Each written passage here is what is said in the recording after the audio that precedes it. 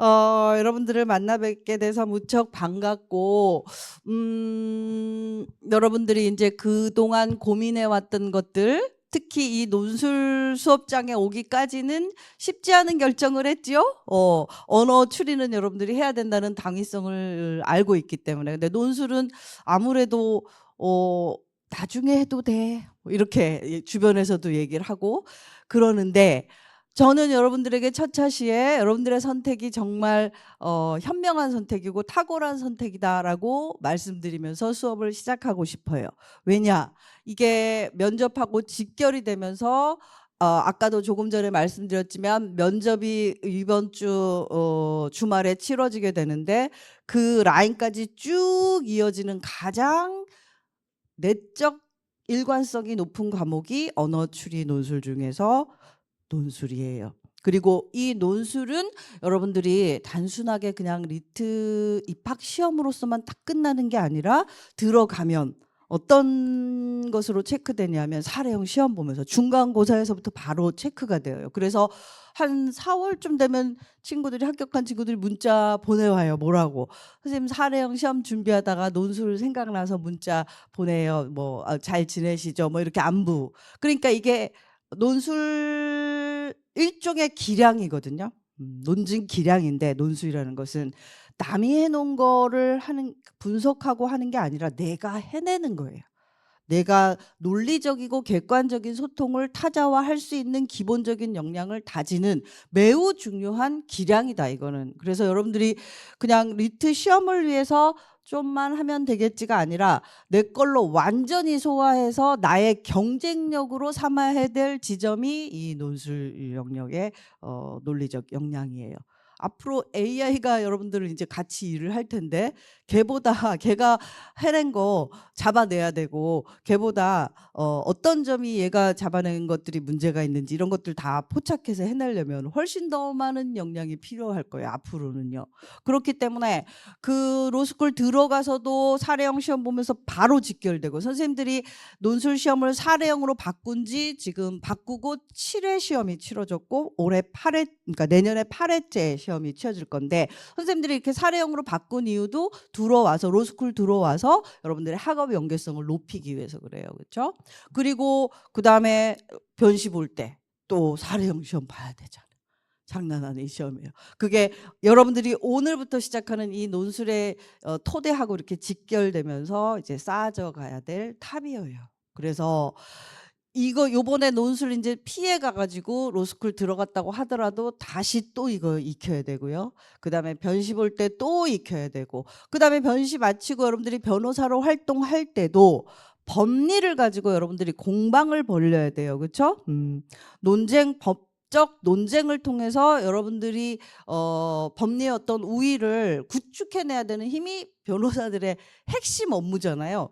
근데 그거를 할 수 있는 기량 자체를 안 닦아 나간다, 이것은 있을 수가 없는 일이에요. 그렇기 때문에 여러분들이 앞으로 법조인으로서 행보를 걷는 데 있어서 필수 역량, 그냥 있으면 좋은 역량이 아니라 필수 역량을 다져나간다, 오늘 이 시간부터. 이렇게 생각하시면 여러분들의 선택이 왜 제가 탁월하다고 했는지를 이해하시게 될 거예요. 그리고 오늘 이제 제가 한 3시간에 걸쳐서 여러 얘기들을 좀 할 텐데, 그 얘기를 들어보면 여러분들이 오늘 아침에 일찍 일어나서 이 자리에 와 있길 잘했다, 이런 판단이 드실 거예요.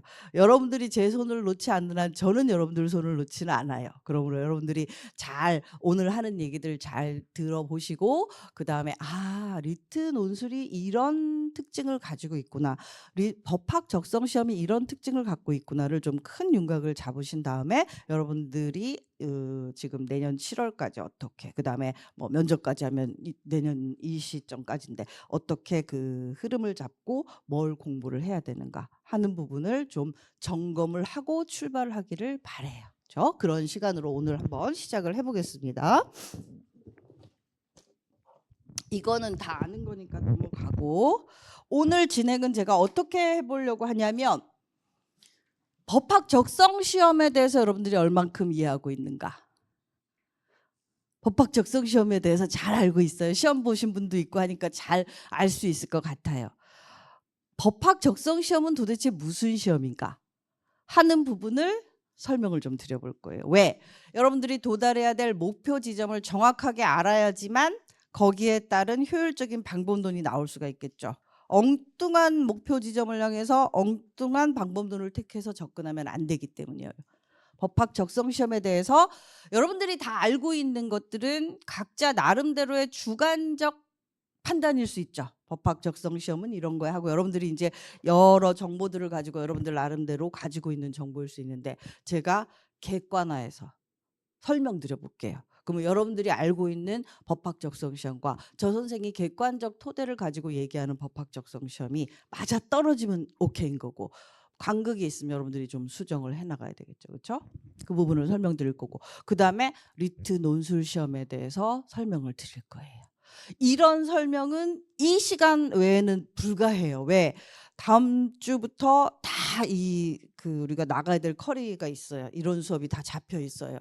유형 다 정리해야 되기 때문에. 그래서 도저히 이런 얘기를 할 시간이 안 나와요. 그래서 처음이자 마지막으로 제가 설명을 드리는 거니까 윤곽을 좀 잘 오늘 우리가 같이 헬기를 타고 쭉 한번 조망을 해본다. 법학 적성 시험 전반 그다음에 논술 영역은 조금 더 구체적으로 이렇게 이해를 하시면 되겠어요.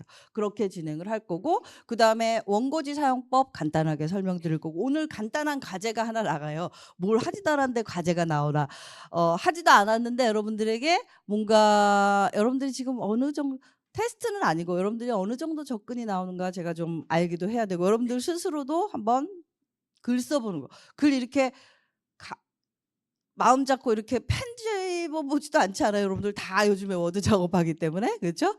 이게 글쓰기가 쉽지가 않은데요. 원고지에다 글을 써보는 게 얼마만일까요, 여러분들이? 원고지에다 글을 한번 써봐야 돼요. 그래서 과제를 안내를 드릴 거예요. 이렇게 진행을 해볼 거예요. 그러면 우리 여기서부터 시작해보자요. 법학 적성 시험이 도대체 무슨 시험이냐? 여러분들이 이제 법학 적성 시험을 치러야 되는데 이 시험의 실체를 여러분들이 얼마만큼 알고 있을까? 법학을 공부하는데 필요한 적성을 갖추고 있는지 체크하는 시험이에요. 법학을 공부하는데 필요한 적성으로서 무엇을 요구할까요? 알고 있어요? 여러분들 적성이 여러 가지가 있을 거잖아요. 근데 법학을 공부하려면 꼭 필요한 필수적인 적성이 있다라는 거죠. 그걸 체크하겠다는 거예요. 그게 뭘까요? 한번 얘기해 봐요. 한번 편하게 얘기해 보세요. 뭘까? 머릿속에 뭔가 떠오르긴 하죠. 뭘 체크하는 시험일 것 같아. 법학을 공부하려면 적성이 있는지를 어떤 걸 통해서 체크를 하는데 그러면 그 적성이 과연 뭐지? 이걸 알아야 될 거잖아요, 여러분들. 여러분들이 쳐야 되는 시험인데 이게 뭘 체크하는 시험이라고 생각하세요? 한번 이야기해 보세요. 응? 머릿속에 논리력 뭐 이런 거 떠올라요, 맞아요? 논리력, 뭐 사고력 뭐 이런 것들 떠오르죠. 그거를 다 포섭했을 때 정답은 뭘까요? 여러분들이 이제 오늘부터 평생 가지고 가야 될 필수 역량 저쪽에 써 있는데 그렇죠. 논증 능력, 논증 역량. 모든 법학 적성 시험은 4과목이 이렇게 있는데 모두 논증 역량을 체크하는 거예요. 모두가. 그러면 이제 오늘의 핵심 키워드 하나가 나왔어요. 논증. 나는 이제 논증을 잘해야 하고 그다음에 내가 논증에 흥미가 있어야 되고 논증에 대해서 정확한 실체를 파악해야 되고 그렇죠? 그래야 여러분들이 논증에 대한 적성을 시험하는 테스트하는 법학 적성 시험을 잘 치를 수가 있는 것이잖아요. 근데 논증에 대한 적성이 좀 있어요? 논증은 뭐예요? 뭔가 막 여러분들이 이 머릿속에서 막 돌아가는 소리가 들려요. 그렇죠?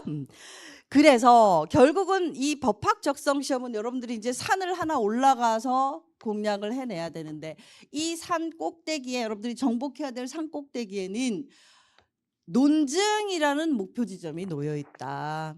이거는 여러분들이 평생 가져가야 될 역량으로서